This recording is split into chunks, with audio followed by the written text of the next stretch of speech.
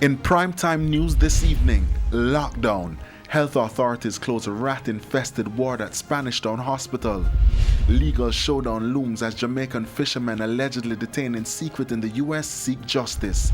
And more concerns about the illicit trafficking of guns.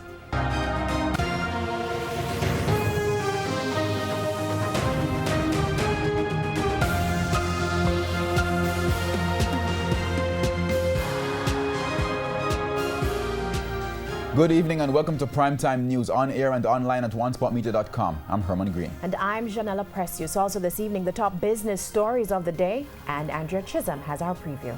Well, Janella, the Ministry of Finance today announced that Jamaica will have a new BOJ governor. That's the governor for the Bank of Jamaica, who will replace Brian Winter. Those details in the business day.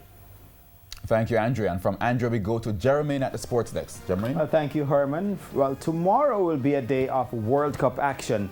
The Reggae Girls will be in action, and also the West Indies in action in England. Thank you, Jermaine. There's also sports commentary, E-Prime, and weather in this newscast. But before the break, the feedback question. This evening, we're asking, what is your reaction to the revelation that PEP students will not get percentage grades? You can share comments online, facebook.com/television Jamaica, and tweet us at Television Jam. And stay with us. The Primetime News package returns after this break.